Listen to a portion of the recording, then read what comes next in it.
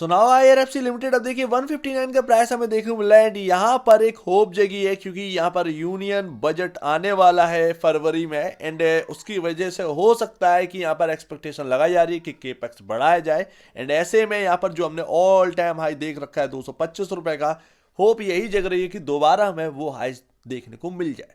तो देखिए सिंपल सी बात है, बहुत सारा पैसा यहाँ पर निवेशकों ने लूज कर रखा है पीएसयूज के अंदर एंड यहाँ पर आपके सामने केपेक्स अगर आएगा तो वो रेलवे की तरफ बढ़ता हुआ नजर आएगा, डिफेंस की तरफ बढ़ता हुआ नजर आएगा। काफी एरियाज में हमें जो है वो एक एक्सपेक्टेशन है कि केपेक्स बढ़ता हुआ नजर आए। हमारी इकोनॉमी भी स्लो डाउन हो रही है तो ऐसे में ये बजट काफी इंपॉर्टेंट है। यहां पर अब एक्सपेक्टेशन यही है, अब एक्सपेक्टेशन के तौर पर याद रखिएगा अगर स्टॉक ऊपर जाता है एंड बजट में अगर वाकई में वो चीज़ें निकल कर आती तो एक अच्छी बात है।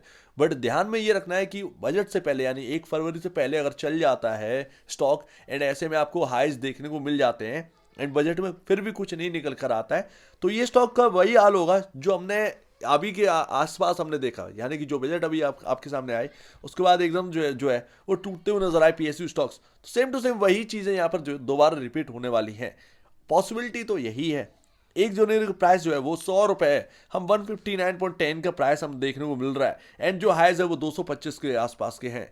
तो यहाँ पर ना बिल्कुल बीच में हम जो है वो खड़े हैं, किधर की तरफ हम मुड़ सकते हैं। अब देखिए यूनियन बजट से एक्सपेक्टेशन बहुत है क्योंकि अभी आपके सामने जो हमें देखने को मिल रहा है, हमारे और आपके सामने वो कई सारी स्टेट्स में इलेक्शन थे, उसकी वजह से यहाँ पर ना मतलब एक सेंटर जो है वो सही तरीके से काम नहीं कर पाया, केपेक्स नहीं कर पाया।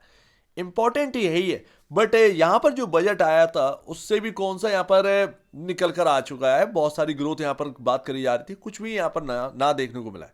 बट यहाँ पर देखते हैं एनुअल बजट से इंपॉर्टेंट तो है, मतलब एक एक्सपेक्टेशन तो है, बट फिर भी आपको यहाँ पर ना तैयार रहना पड़ेगा दोनों तरफ के मूव के लिए। यानी कि आपके सामने गेम दोबारा स्टार्ट होते हुए देखने को मिल सकता है। अब वो कब से हो जाएगा पता नहीं, क्या वो दिसंबर से स्टार्ट हो जाएगा पता नहीं है, क्या वो जनवरी से स्टार्ट होगा या जनवरी 15 से स्टार्ट होगा, डोंट नो, क्योंकि 10 दिन इनफ है किसी स्टॉक को चलने में।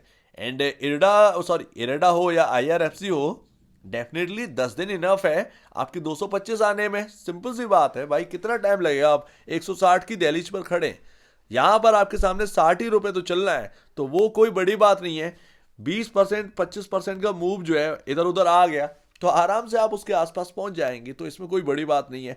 तो ये कभी भी शुरुआत हो सकती है, होगी या नहीं होगी ये देखने वाली बात है, क्या वही चीज़ें रिपीट होने वाली हैं। बट मैं आपसे यही कहूँगा कि मूव अगर आप इंजॉय करना चाहते हैं, स्टॉप लॉस रखकर सभी लोग काम करते हैं, आप भी कर रहे होंगे, लेकिन खबर आने के बाद रहना नहीं है।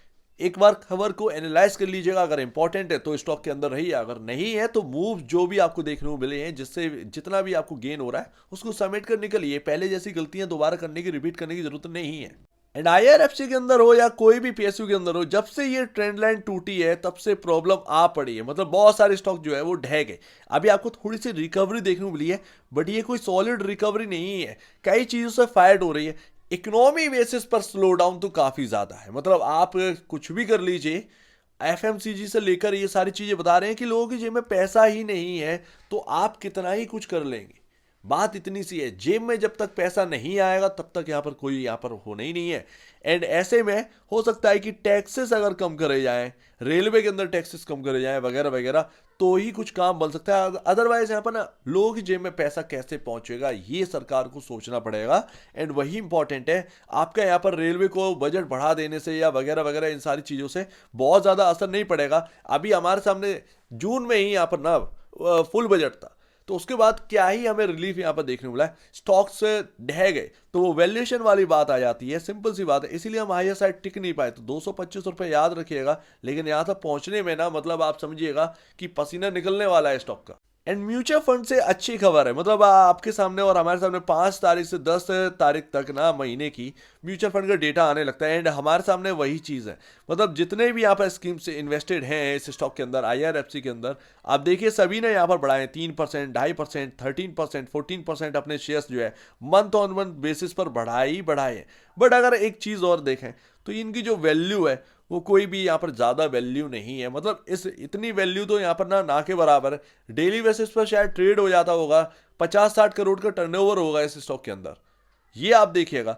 तो वो पूरा अगर हम जोड़ेंगे ना तो ये अभी तक जो डेटा है उनका जो वैल्यू है वो इस स्टॉक के अंदर छूका भी नहीं लगा पाया, क्योंकि इस स्टॉक का जो मार्केट कैप है वो 2 लाख करोड़ के ऊपर का अब निकल चुका है। तो आप सोच लीजिए कि 1% के भी बराबर नहीं है। 1% मायने मतलब 2000 करोड़ की वैल्यू बैठती है, 2000 करोड़ की वैल्यू। एंड अगर इनको टोटल करेंगे तो 100 करोड़ की वैल्यू भी नहीं निकलेगी। तो ये स्कीम्स के ना मतलब इन्वेस्टेड है बट कोई बेनिफिट नहीं है इनका। एंड इस स्टॉक के अंदर सबसे बड़ा अगर किसी का पैसा लग रखा है तो वो HDFC का स्कीम का लग रखा है, ध्यान रखिएगा। एंड अभी उसका डेटा नहीं आया एंड काफ़ी इंपॉर्टेंट होगा उनका डेटा देखना, क्या वो अपने शेयर्स बढ़ा रहे हैं या घटाए हैं, ये देखना काफ़ी इंपॉर्टेंट है। उनका जो वैल्यू है वो 144 करोड़ रुपए, ये बात अकेले उस फंड स्कीम का यहाँ पर ना 144 करोड़ की वैल्यू है। ये मैं पिछले मंथ के डेटा के हिसाब से बता रहा हूँ। अब यहाँ पर यही देखना है कि इन सब के बावजूद क्या ग्रोथ आ रही है या नहीं आ रही, क्योंकि IRFC के अंदर ना फाइनेंशियल में कोई ग्रोथ नहीं है। आप देखिए अर्निंग पर शेयर में कोई ग्रोथ है नहीं, चाहे जितना भी आपने रेलवे का इतना बड़ा बजट निकाल दिया, कुछ भी हो गया हो, बट IRFC के ऊपर नहीं पड़ा असर उस चीज़ का। यही चीज़ मैं आपको बोल रहा था कि फाइनेंशियल में आने दीजिए, फाइनेंशियल में एक बार उतरने दीजिए एंड उसके बाद रियल तेजी होगी। ये अभी फेक तेजी है, ये सिर्फ और सिर्फ प्ले किया जा रहा है इस इवेंट को, क्योंकि 5 साल बाद ये इवेंट आता है, सब लोग तैयारी करके बैठते हैं। क्या लग रहा है आपको फंड हाउसेस जो है तैयारी करके नहीं बैठते होंगे इस इवेंट के लिए? क्या लग रहा है कुछ फंड्स जो है वो यहाँ पर तैयारी नहीं करते होंगे? 5 साल बाद ये इवेंट आता है एंड पूरे वर्ल्ड में जब भी इलेक्शंस आते हैं वो प्ले होता है, चाहे US हो, हमारे यहाँ हो, किधर भी हो, वो प्ले होता है। स्टॉक मार्केट के अंदर एक इवेंट प्ले किया जाता है। तो वही सारी चीज़ें जो PSU के अंदर हुई एंड स्टॉक तो ऊपर गए एंड वहाँ से टूटे, प्रॉफिट बुकिंग हो गई, अच्छे खासे लोग पीछे पहले ही निकल चुके थे टूटने से पहले। लेकिन जो स्मार्ट रिटेल इन्वेस्टर है वो बेचारा ट्रैप हो गया एंड स्टॉक टूट गया। तो यही सारी चीज़ें हैं। खेल तो इधर रिटेल इन्वेस्टर के साथ ही होना है, सिंपल सी बात है। रिटेल वर्सेस यहाँ पर जो है ना बिग मनी आप कह सकते हैं। बट यहाँ पर देखना यही होगा कि ग्रोथ आ रही है या नहीं आ रही है। अर्निंग पर शेयर जब तक नहीं बढ़ेगा तब तक तो मज़ा है ही नहीं इस स्टॉक के अंदर, कुछ भी आप कर लीजिए, क्योंकि ऑलरेडी पी रेशो काफ़ी हाई है। कहाँ पर लेकर जाओगे, यही चीज़ें बात करी जा रही थी। IRCTC में उस वक्त IRCTC 3 साल से बैठा हुआ है एंड उसने अपने हाइज नहीं देखे। लेकिन आप डिविडेंड बेसिस पर आपको मिलेगा, आपको हर साल डिविडेंड बेहतरीन मिलेगा, जो कि हम ऑलरेडी बात कर चुके हैं। गवर्नमेंट की तरफ से खबर आई चुकी है, बहुत अच्छी खबर है ये। जितना चाहें ये डिविडेंड दे सकते हैं एंड मोटा रिजर्व है इनके पास, तो आपको कभी कभार बहुत अच्छा डिविडेंड भी मिलेगा। मोटी कमाई, सिंपल सी बात है। तो वो चीज़ यहाँ पर है। एंड लास्ट टेक्निकल बेसिस पर क्या ही देखने को मिल रहा है, तो देखिए इवेंट तो साइड में कर दीजिए, टेक्निकल बेसिस पर क्या है, बहुत इंपॉर्टेंट जगह पर है। एंड यहाँ पर आप ध्यान रखिएगा कि 165 के ऊपर निकल गए ना बॉस, समझ लीजिए कि कहीं ना कहीं आप 170 179 की तरफ बढ़ गए। एंड उसके बाद तो फिर तो साइकोलॉजिकल लेवल 200 एंड उसके बाद 200 अगर निकला तो सीधी सी बात है ऑल टाइम हाई की तरफ आप जा रहे हैं।